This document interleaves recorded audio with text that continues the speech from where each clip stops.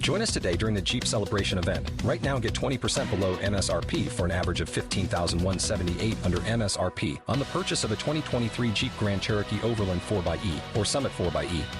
Not compatible with lease offers or with any other consumer incentive offers. $15,178 average based on 20% below average MSRP from all 2023 Grand Cherokee Overland 4xE and Summit 4xE models in dealer stock. Residency restrictions apply. Take retail delivery from dealer stock by 4/1. Jeep is a registered trademark.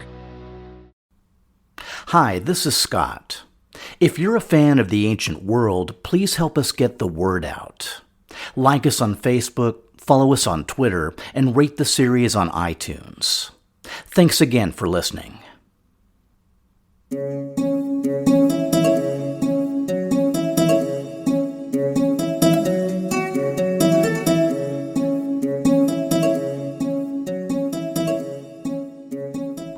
Watching the ship slide into the harbor, Cleopatra Thea likely felt a mix of relief and trepidation. Relief that the ships carried hardened Greek mercenaries who could help her defend Seleucia Pieria, along with her kingdom, her dynasty, and, not least of all, herself. And anxiety that the ships had brought an actual game changer, someone who might renew the kingdom or, if he proved unfit, destroy it. Either way, the arrival of Antiochus Sidetes would shake up the status quo, one that Thea felt had endured for far too long. In 139 BC, Cleopatra Thea was 25, and her sons Seleucus and Antiochus were 5 and 4. Which, for a Seleucid heir, basically meant that they were old enough to flee into exile under their own power. Their father, Thea's husband, the Seleucid king Demetrius II, had gone off to war in late 141, and over a year later, war still ravaged Mesopotamia. If we make the convenient assumption that the dispatches Thea received from the front were as detailed as the historical record, then she likely knew very close to nothing. We know, based on coins, that Demetrius had retaken Seleucia on the Tigris sometime in 140 BC, likely by defeating Mithridates' viceroy, Antiochus, son of King Arabuzana. But we also know that in 139, Mithridates retook the city himself, and Demetrius was driven back north, likely to Nisibis or Arbela. The historian Justin later made the claim that Demetrius put the Parthians to flight in a series of battles. But none of these battles was apparently decisive, and the war continued to rage. A year of Demetrius fighting in the east meant another year of a divided kingdom, with the rebel leader Deodatus Tryphon still holding most major cities. But Thea, along with a Seleucid general named Aeschrion, had kept Seleucia Pieria well defended, with Tryphon unable to strike the blow that had won him control of Syria.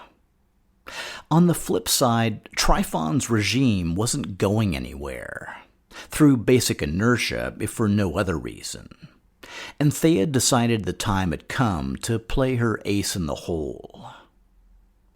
It was that card, in human form, that even now descended the gangplank, doubtless to the cheers of loyal citizens who'd come to bid him welcome. At 18, Antiochus Sidetes was a year younger than his brother Demetrius. They'd both been children when they'd narrowly escaped the usurpation of Alexander Ballas, though their elder brother Antigonus hadn't been so lucky. This was likely Antiochus's first time back, and his first time meeting Cleopatra Thea. Months of correspondence had hammered out their respective roles, and also given Antiochus time to secure some Rhodian mercenaries. And now that he'd finally arrived in Syria, it was time to seal the deal, by marrying Cleopatra Thea and becoming Seleucid king. I'm sorry, what was that? Yeah, no, Demetrius II was still alive and still off fighting in the east. Then how could his brother marry his wife and take the Syrian throne? That's a really good question, so let's try to unpack things a bit. First off, Thea was an experienced queen and also something of a realist. Her faction was the legitimate faction, but they also only held a few cities. And their opponent was an experienced general whose grip was proving difficult to pry loose. If they really wanted to take the fight to Tryphon, they needed someone to inspire their troops and lead them in the field with absolute authority. And the straightest line to that was Seleucid kingship. Now, it wasn't, exactly a straight line because of a certain Demetrius II. But since he'd never been popular and had already been away for over a year, Thea likely felt their supporters were more committed to the family dynasty than to any particular figure. So why not give them a new young king they could really get behind? Like Demetrius, Antiochus was a completely legitimate Seleucid heir, who also had the extra benefit of zero negative baggage. And yes, there was a chance that a bigamous marriage might not be that well received, but Thea decided the likely benefits outweighed the obvious risks. I also feel compelled to mention that even though it sounds bizarre, the idea of Thea marrying Antiochus may have come from Demetrius. Granger makes a reasonable case that, given the timing and Demetrius's penchant for detailed planning, he may have actually raised the topic with his wife, his brother, or both. Alternately, it could be just what it seemed, Thea calculating the most likely means of ensuring her own survival. Or, in a slightly more mercenary version, Antiochus may have demanded the marriage as his price for coming to Syria. Either way, before too long, the couple held their royal wedding, making Thea the simultaneous queen of two Seleucid kings. And while there may have been a few grumbles at court or some dubious hashtags trending on Twitter, the wedding gifts the couple received shut all that down with a quickness.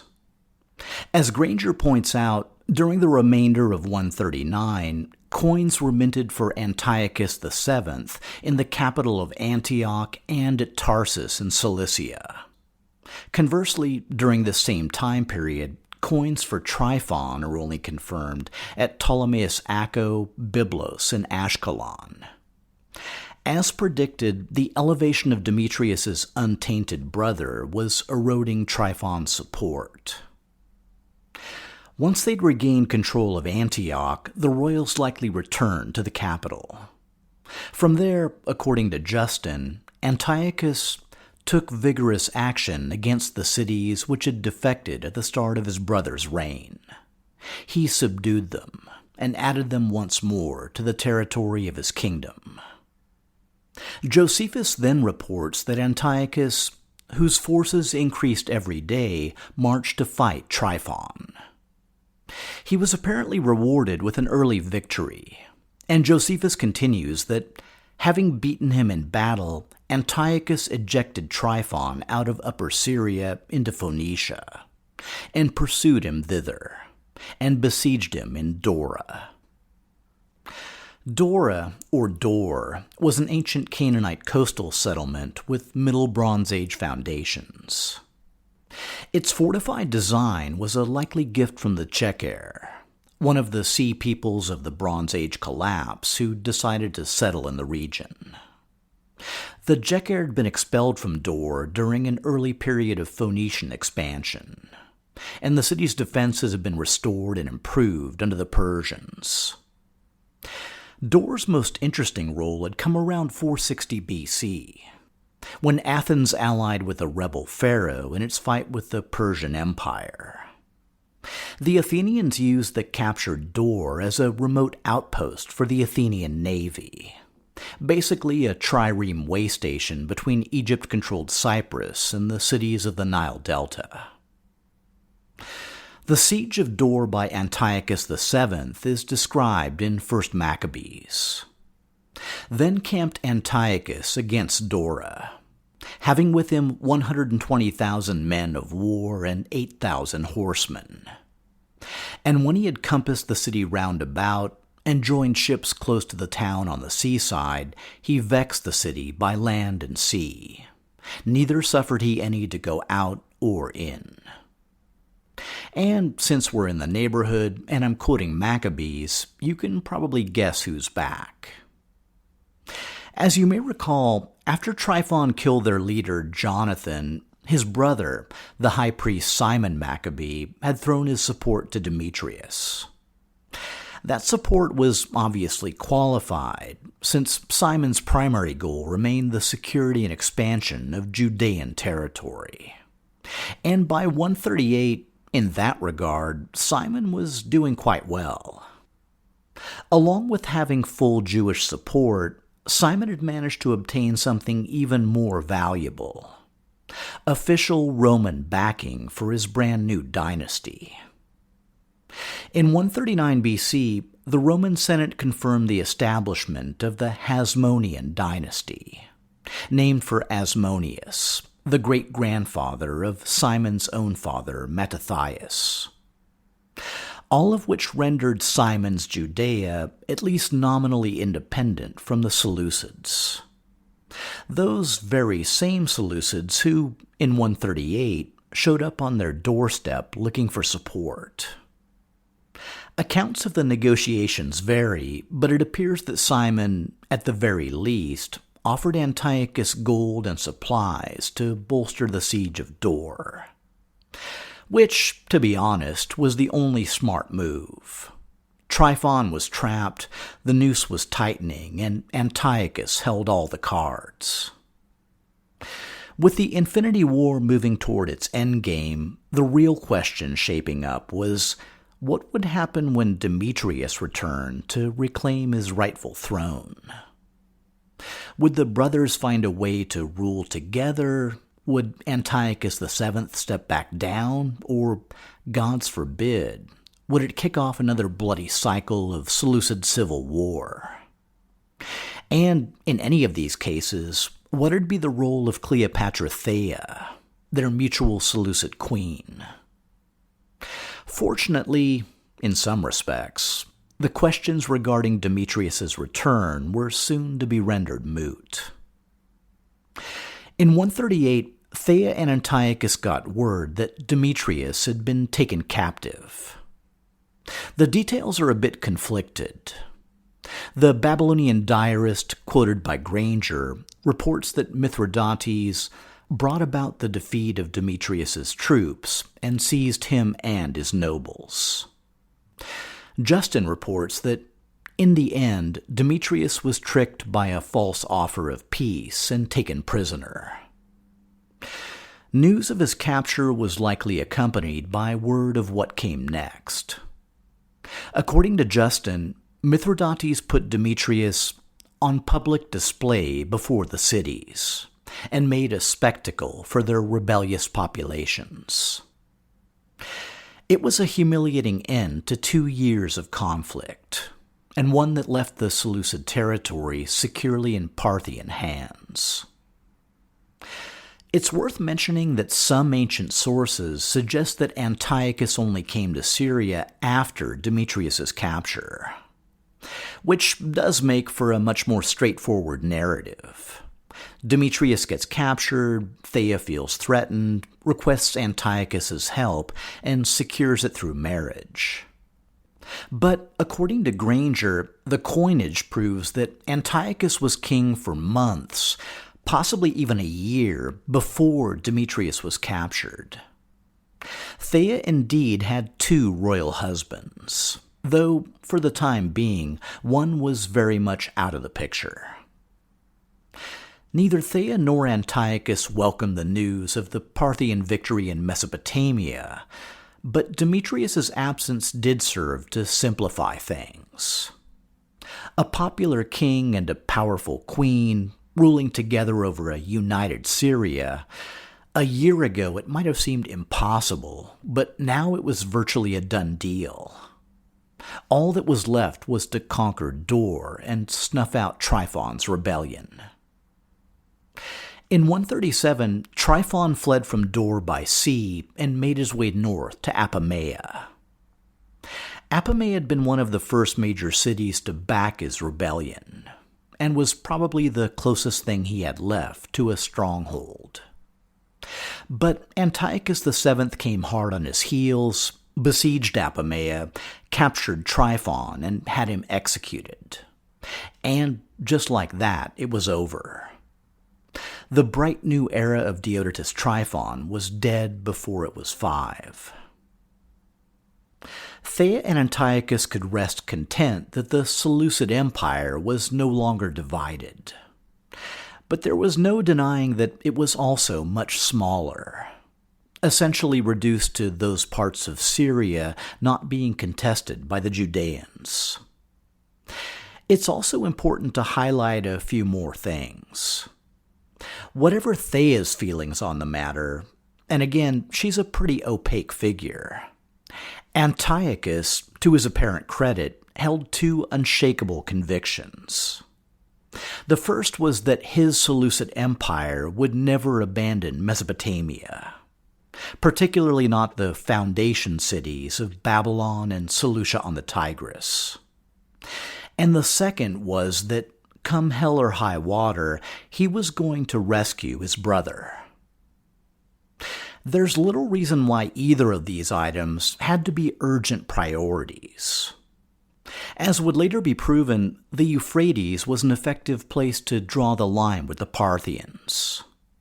And freeing Demetrius would only complicate his own role as Seleucid king. But Antiochus was both loyal to his brother and as determined and ambitious as any of his predecessors. So he'd leave it to the gods to set limits on what he'd be able to accomplish. The couple's priorities definitely included securing their hold on Syrian cities, and they likely devoted a great deal of effort to installing loyalists, addressing grievances, and the basic mechanics of governance. By 137, Demetrius's troops would have made their way back to Syria, giving the couple a starting point for rebuilding the Seleucid army. From scattered reports they received from the east, nearly 4 years after Demetrius's invasion, conflict still ravaged Mesopotamia. In Elemius, after killing Camnaschires II, Mithridates had installed his son, Camnaschires III, as a loyal Parthian satrap. But now there were rumors that a man named Tigrios had seized the Elemian throne. There were also reports that Mithridates had killed some rebellious Parthian generals, and word that another regional power had finally entered the fray. Which means it's time for a discussion of Hyspaosines. Okay, so way back around 324 BC, Alexander the Great had established an outpost near the Persian Gulf with the intention of making it a seaport for his capital of Babylon. Though the outpost was later destroyed by flooding, it was rebuilt around 166 BC by the Seleucid king Antiochus IV, who appointed a man named Hyspaosines to be the region's satrap. At the time, the rebuilt city was likely renamed Antioch. But over the next few decades, as Seleucid control weakened and Hyspaosines' power grew, that name slowly withered away. What name replaced it? Well, the city was built as a palisaded fort, charax in Greek, and was essentially ruled by Hyspaosines, so how about we call it the Charax of Hyspaosines, later corrupted to Charax Spasinu. Nearly 30 years after being installed, Hyspaosines was still in power, and had slowly built his Gulf port Charax into a multi-ethnic Hellenized city. He'd also developed extensive trading links, particularly with India and the East. Unfortunately, the territory he governed, commonly referred to as the Characina, bordered on both Elemius and Babylonia, which meant the recent Parthian invasion was very much up in his business. Though they'd likely been recruited as part of his anti-Parthian coalition, there's zero mention of Characine involvement until after Demetrius's capture. Details are scarce, but sometime later in 138, Hyspaosines was compelled to fight the Elemians, either under Camnaschires III or their new ruler, Tigrios. At the same time, the Elemians were fighting the Parthians. For Antiochus VII, all this chaos was a hopeful sign that the Parthians weren't invincible. Sometime in this general time frame, Thea and Antiochus likely received some even more hopeful news. Demetrius II was still alive, and being treated extremely well. Actually, a little too well. According to Justin, Mithridates had displayed a kingly magnanimity and sent Demetrius to Hyrcania, where he not only provided him with the mode of life of a king, but also gave him the hand of his daughter in marriage. The Parthian princess was named Rhodoguna, and the couple had already had a number of children. Well, that was certainly news. And as for just how Thea took the news, I'll kick that one a bit down the road until we can see her actions. Antiochus, for his part, remained fully committed to freeing his captive brother.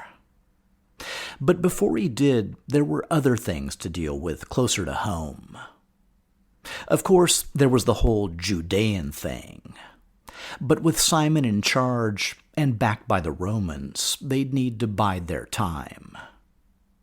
Anatolia was a whole separate mess, one I'll deal with in an upcoming episode. So let's go somewhere a little bit new, because immediately north of Seleucid Syria are a group of territories I've neglected. Back around the Battle of Magnesia, when Antiochus the Great got beat by Rome, the territories of Armenia and Sophene declared their independence. Armenia is obviously the better known, and was ruled by the Artaxid dynasty under King Artavasdes I. Sophene was a smaller kingdom wedged between Armenia and Cappadocia, and ruled by the descendants of its founding king, Zariadres. Since both dynasties seemed pretty firmly entrenched, and trying to reclaim them might upset Rome, Antiochus VII decided to leave them alone. And yes, I'll post a map to help keep everything straight. Just north of Syria, bordering Sophene, was the Seleucid satrapy of Commagene. Its satrap, Ptolemy, happened to be the uncle of the current Armenian king, Artavasdes, and ruled Commagene from the satrapal capital of Samosata. To all outward appearances, Ptolemy was loyal, even minting coins for Antiochus VII. But for decades now, he'd been taking steps toward Commagenean independence. So Ptolemy of Commagene was worth keeping an eye on. But in the mid-130s, a stranger problem popped up right next door. And this one will take a bit of unpacking. Okay, so just beyond the Euphrates, around 100 miles east of the river crossing at Zeugma, was the Seleucid city of Edessa. Around this time, for reasons that are hard to nail down, the city was taken over by an Arab tribe called the Nabateans. Some of you are probably saying, but Scott, the Nabateans are based way down in Petra. What the hell are they doing up near Armenia? To which I'd answer, I know, that's a really good question. So let's try to figure it out. The Nabateans were indeed an Arab tribe who'd settled in the region of Petra, at around the same time that Seleucus I was founding the Seleucid Empire. They earned a reputation for military prowess by fending off several Antigonid armies, including one personally led by Demetrius the Besieger. They'd also earned a reputation for fabulous wealth through their trade in South Arab spices. The first Nabatean king, Aretas I, established friendly relations with the Judeans, though in recent years things had gotten a bit more problematic. Josephus reports that prior to his death, Jonathan Maccabeed gone to Arabia and fought the Nabateans, emerging with slaves and plunder. Nabatean tribes had also spread north, at least as far as Golanitis, the modern Golan Heights. And while they'd never interacted with the Seleucids, that was about to change. The way I read it, after defeating the army of Demetrius II, the Parthians had pushed west from the Tigris toward the Euphrates. This may have been around the time that the legendary city of Hatra was founded. But equally important, the Parthians may have patronized a Nabatean tribe, led by a king named Osroes, who continued west to conquer the city of Edessa. I've seen scattered references to Parthian backing, and really, given the proximity to Zeugma, it's hard to believe that Antiochus VII would have left the conquest of Edessa unchallenged unless he thought that trying to retake it meant immediate war with Parthia. So, to sum up all we really know, in the mid-130s, a Nabatean tribe took over Edessa, renamed the surrounding region Osrhoene, after their king, and in doing so, established the Euphrates as the eastern Seleucid border. Their ruling dynasty, the Abgarids, would end up surprising pretty much everyone by lasting nearly 400 years. So, like with Bactria, if you're sensing some troubles along the periphery, you're definitely not alone. Which is why Thea and Antiochus wanted to prioritize consolidating things in Syria. And why they probably weren't too upset on hearing the news, in early 134 BC, that the iron-willed state builder Simon Maccabee had just been murdered in Jericho. Simon had been touring his major cities with his sons Mattathias and Judas. At Jericho, he was greeted by his son-in-law, a local military commander named Ptolemy, who arranged a banquet at a castle named Doc that overlooked the city. According to 1 Maccabees, when Simon and his sons had drunk largely, Ptolemy and his men rose up and took their weapons and came upon Simon and slew him. 1 Maccabees says that his sons were also slain, but Josephus says they were taken captive along with Simon's wife. The motivation soon became clear when Antiochus received an urgent letter requesting Seleucid aid. In exchange, Ptolemy offered to deliver all of Judea back into Seleucid hands. Except things were a bit more complicated. Simon's youngest son, Jonathan, also known as Hyrcanus, killed some assassins dispatched by Ptolemy and fled to the city of Jerusalem. Once there, he was installed as high priest, the same position his father had held, then rallied the local population to march on Ptolemy in Jericho. Besieged in his fortress of Doc, Ptolemy dragged out Hyrcanus' mother and brothers and threatened to kill them unless he pulled back. 1 Maccabees reports that when Hyrcanus saw his mother beaten and torn to pieces, his courage failed him, and the siege of Doc was broken.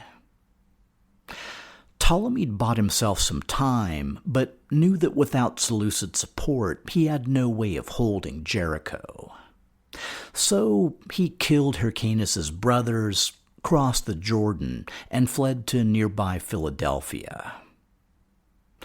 At the time, Philadelphia was under control of a man named Zeno Cotylus, who Josephus calls the tyrant of the city Philadelphia, which to me is just a huge red flag. I mean, was there really an independent tyrant ruling a Syrian city? If he'd set himself up during Tryphon's revolt, why was he still in power? So many questions. Either way, his existence was a fact, and Hyrcanus' options were limited. Negotiate with Zeno to hand over Ptolemy, or try to besiege Philadelphia. Which was about when Hyrcanus got the news that Antiochus had invaded Judea. Antiochus had likely assembled the Seleucid army the moment he'd learned about Simon's death, and marched it south once Ptolemy's revolt had fizzled. There's no evidence he'd conspired with Ptolemy, but regardless, he was more than willing to use the chaos to assert Seleucid control. As Josephus reports, when Antiochus had burnt the country, he shut Hyrcanus up in Jerusalem, which he encompassed round with 7 encampments. At a low point in the city wall, Antiochus raised 100 towers of 3 stories high and placed bodies of soldiers upon them. Like Tryphon and Dora a few years earlier, Antiochus held all the cards. As the siege wore on into 133, conditions in Jerusalem became so dire that Hyrcanus offered to negotiate. In exchange for a payment of 500 talents, Antiochus agreed to not reimpose a Seleucid garrison on Jerusalem. But part of the city walls were torn down to preempt any further rebellions. Hyrcanus was allowed to retain his roles of Hasmonean prince and Jewish high priest, along with a new role as acting Seleucid governor. But he was also forced to hand over hostages to guarantee good behavior. The basic upshot, as you may have guessed, was the return of Judea to Seleucid control. So, all things considered, the state of the empire in 133 was looking quite a bit stronger, at least if you ignored the Parthian elephant looming off to the east, which, by the way, Antiochus had no intention of ignoring for too much longer. It was also likely around this time that Thea gave birth to another son, the first to her new husband, Antiochus. The boy was named, come on guys, let's say it together, Antiochus, though he'd eventually grow up to attract a couple fun nicknames. Depending on how you calculate these things, he was third in line for the Seleucid throne, after Demetrius' sons, Seleucus and Antiochus, who were now 11 and 10. Of course, if you were utterly tactless, you might also count Demetrius' sons by the Parthian princess Rhodigune. But hey, let's keep things classy for now. As Antiochus started planning his eastern campaign to recover Demetrius from Parthian captivity, a regional thundercrack came down from Anatolia. The latest Pergamine king had died, and in the absence of any royal heirs, he decided to will his entire kingdom to Rome. And right on the heels of that seismic shift came another much closer to home. Thea learned that her mother, Cleopatra II, had launched a rebellion against the king of Egypt. Her uncle and former fiancé, Ptolemy VIII Physcon.